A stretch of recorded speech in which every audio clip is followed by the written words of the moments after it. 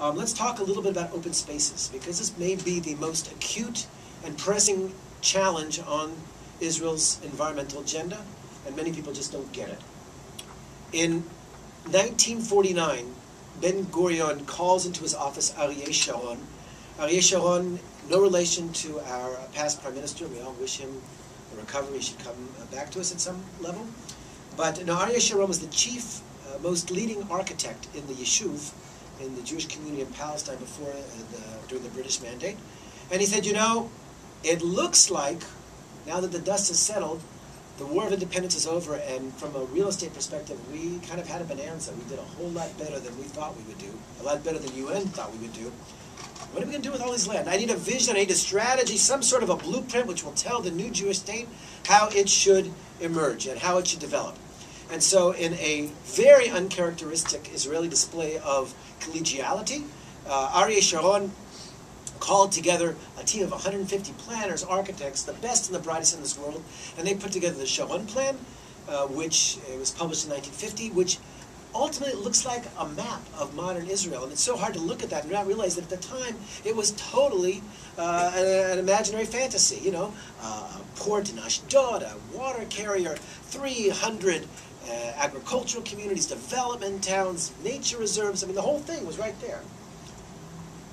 In 1994, Yitzhak Rabin called for a similar plan because there had never been a new strategy for planning since the Sharon Plan of 1950, and 44 years had gone by.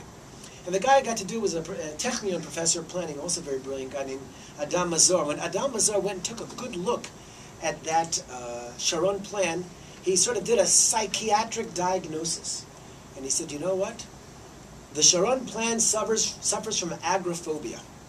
Any psychologists in the room? Agoraphobia, everybody familiar with that term? Fear of open spaces, sort of the opposite of claustrophobia.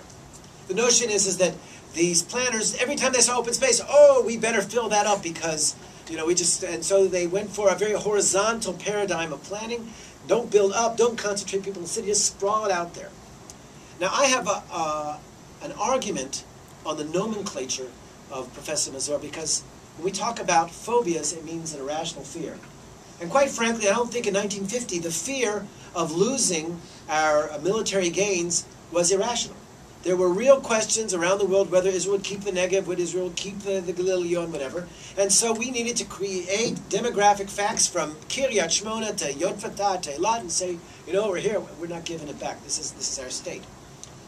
But what made sense and was a rational policy in 1950 stopped making sense as years went on, because in 1950 there were 1 million people in Israel. In 1960 there were 2 million people. In 1970, 3 million people. You do the math to 7.7 million people today. Israel went from being a relatively unpopulated, dispersed population to being, if you take the area between Beersheba and Betula, which is the place where 93% of Israelis live, became the most crowded country in the Western world.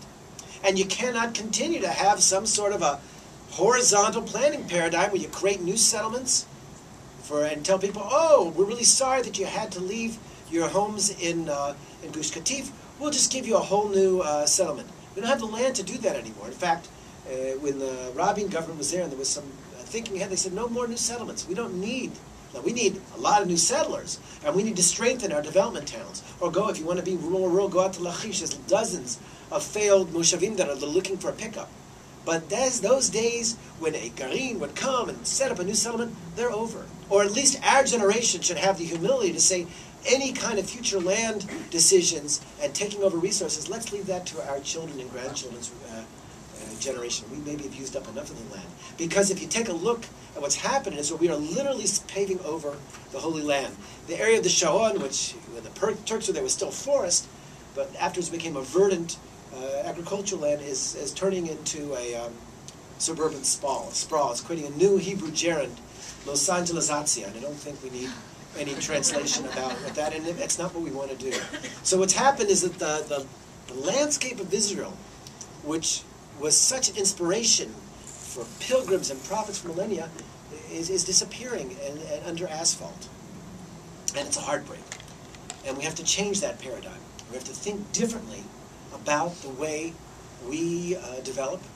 And we have to recognize that Beersheba will become the largest city in Israel. with 1 or 2 million people. And so when the JNF talks about action plan negative and then some of the environmentalists raise an eyebrow, there's no question the only place where there's room and carrying capacity is in the Negev. We're going to have to increase the density of cities like Tel Aviv, and it's going to look something more like Manhattan. Those days of the, what they call the Ir Ganim, the garden city, we're not going to be able to do that. There's too many people. And that's something that's going to have to change in the way we think about it. I'm not so sure that all of the Zionist institutions have made that transition. And in fact, I can tell you, as being a member of the board of the Keren Kayemet, many have not.